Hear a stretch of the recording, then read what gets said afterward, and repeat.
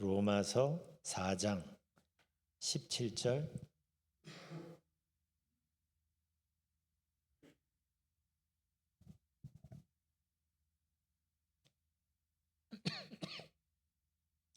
로마서 4장 17절부터 22절까지 바울이 아브라함에 대해서 여기에서 이야기를 합니다. 로마서 4장 17절부터 22절 함께 봉독합니다. 기록된 바 내가 너를 많은 민족의 조상으로 세웠다 하심과 같으니 그가 믿은 바 하나님은 죽은 자를 살리시며 없는 것을 있는 것으로 부르시는 이시니라. 아브라함이 바랄 수 없는 중에 바라고 믿었으니 이는 내 후손이 이가 되리라 하신 말씀대로 많은 민족의 조상이 되게 하려 하심이라. 그가 100세나 되어 자기 몸이 죽은 것 같고 사라의 태가 죽은 것 같음을 알고도 믿음이 약하여지지 아니하고 믿음이 없어 하나님의 약속을 의심하지 않고 믿음으로 견고하여져서 하나님께 영광을 돌리며 약속하신 그것을 또한 능히 이루실 줄을 확신하였으니 그러므로 그것이 그에게 의로 여겨졌느니라. 아멘. 우리가 여기에 모인 이유 또 우리의 공통점 하나님을 믿는다는 거죠. 하나님을 믿는다는 거예요. 근데 한번 생각해 보세요. 내가 믿는 하나님은 어떤 분인가? 이걸 좀 유식한 말로 신관이라고 하는데 하나님이 어떤 분이신지에 대한 이해와 그 받아들임이 삶에 큰 영향을 주기 때문이에요. 17절에서 바울은 아브라함이 믿은 하나님을 이렇게 소개합니다. 그의 믿은 바 하나님은 죽은 자를 살리시며 없는 것을 있는 것으로 부르시는 이 신이라. 하나님을 이렇게 표현한 데는 적어도 두 가지 이유가 있죠. 하나는 이삭의 출생이에요. 이삭의 출생. 또 다른 하나는 예수님의 부활. 이 둘 모두가 우리 상식으로는 불가능한 일이었는데 그런데 하나님께는 그렇지 않았던 거죠. 우리에게는 상식적으로 또 경험적으로 불가능하지만 99세의 아들을 낳는 건 불가능하지만 또 죽은 예수님이 부활한다는 건 불가능하지만 하나님께는 그렇지 않았다라는 거죠. 아브라함은 바로 이 하나님을 믿었고 그걸 18절이 이렇게 말합니다. 아브라함이 바랄 수 없는 중에 바라고 믿었으니. 우리가 알듯이 아브라함은 늙도록 자녀가 없었죠. 그런데 하나님은 그의 후손이 하늘의 별 같을 거라고 약속하셨던 거예요. 하나님의 말씀이 내 상식과 또 내 경험과 상충될 때 여러분은 보통 어떻게 합니까? 하나님은 99세나 됐는데 아들을 주신다는 거예요. 경험적으로는 상식적으로는 이게 이해가 안 되는 거죠. 이럴 때 하나님의 약속이 나의 경험, 나의 상식과 상충될 때 여러분은 어떻게 하십니까? 바로 이 부분을 하나님은 굉장히 관심 있게 보십니다. 내가 하나님을 어떤 분으로 믿고 받아들이는지가 드러나기 때문이에요. 아브라함이 믿음의 조상으로 불리는 이유가 바로 18절에 있습니다. 아브라함이 바랄 수 없는 중에 바라고 믿었으니. 어떻게 바랄 수 없는 중에 바라고 믿을 수 있었을까요? 하나님은 내 상식보다 크신 분이라는 걸 인정하면 그렇게 가능해지는 거예요. 하나님은 내 경험치보다 더 크신 분이라는 걸 인정하는 것. 거기서부터 사실 믿음이 시작이 되는 거죠. 하나님 말씀이 믿어지기 때문에 상식적으로 납득이 되기 때문에 믿는 게 아니라 납득이 안 되는 게 수두룩하지만 성경엔 그러나 말씀하신 그분을 내가 신뢰하니까 믿는 거거든요. 그때 믿어지는 거예요. 그게 믿는 거예요, 그게. 그런데 이게 생각보다 쉽지가 않아요. 그래서 이 상황을 좀 더 자세히 설명합니다. 19절부터 제가 세 번역으로 읽겠습니다. 19절. 그는 나이가 100세가 되어서 자기 몸이 이미 죽은 것이나 다름없고 또한 사라의 태도 죽은 것이나 다름없는 줄 알면서도 그는 믿음이 약해지지 않았습니다. 20절. 그는 하나님의 약속을 믿고 의심하지 않았습니다. 오히려 그는 믿음이 굳세어져서 하나님께 영광을 돌렸습니다. 그는 하나님께서 스스로 약속하신 바를 능히 이루실 것이라고 확신하였습니다. 그래서 하나님께서는 이것을 보시고 그를 의롭다고 여겨주셨습니다. 자, 보세요. 하나님의 말씀이 약간의 가능성이 보이기 때문에 그 가능성을 보고 믿은 게 아닌 거예요. 하나님께서 말씀하셨기 때문에 믿은 거예요. 이렇게 일상에서 하나님의 손길을 경험해 본 사람은, 그래서 내 생각으로는 이게 안 되는데 하나님의 말씀을 믿고 갔더니 이게 되는 걸 경험한 사람은 또 다른 상황에서 하나님을 믿는 게 조금 더 자연스러워지고 처음보다 조금 더 쉬워지겠죠. 경험한 게 있으니까 믿음이 이게 워킹이 되는구나. 내 상식보다 내 경험치보다 하나님의 약속이 이게 더 분명한 거구나라는 걸 경험해 보면 그 다음엔 믿음으로 반응하는 게 조금 더 쉬워지겠죠. 사실 다윗이 골리앗 앞에서 담대할 수 있었던 이유가 이거죠. 그는 양을 치면서 하나님의 도움으로 맹수들을 물리쳐 봤기 때문이에요. 사자의 입을 열고 곰을 무찌르고 했다고 지금 자기를 말리고 있는 사울 왕에게 얘기하고 있는 거죠.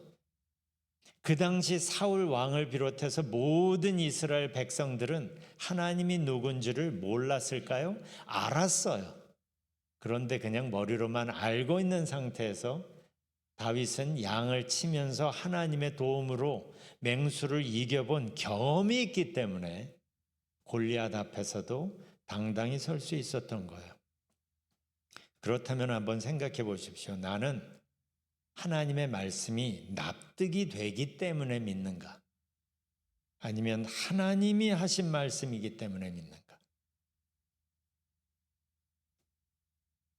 하나님을 아는 것과 하나님을 믿는 것은 아주 많이 다릅니다. 특히 요즘은 하나님을 아는 사람들은 꽤 됩니다. 그런데 정말 하나님을 믿는 사람들은 귀합니다. 살면서 믿음의 발걸음을 떼어본 사람, 이게 상식적으로는 안 되지만 하나님이 말씀하셨으니까 그 말씀을 믿고 믿음으로 발걸음을 떼어본 사람만 경험할 수 있는 하나님의 은혜가 있습니다. 이건 성경을 읽고 가만히 묵상하면서 믿어지는, 이 깨달아지는 그 무엇과는 차원이 다른 은혜가 있어요. 믿음으로 반응했을 때 경험한 그 하나님의 은혜는 믿음의 눈을 또다시 뜨게 하고 믿음을 성장하게 합니다. 믿음으로 말씀에 순종한 적은 없고 그냥 말씀만 읽고 묵상한 사람이 경험하는 은혜는 어느 정도 이렇게 수준이 있지만 그 다음 단계로 넘어가긴 굉장히 어렵습니다. 요즘 많은 크리스천들이 그 한계치에 다다라 있어요. 하나님 말씀은 잘 알아요. 하나님의 뜻이 무슨 의미인지 잘 알아요.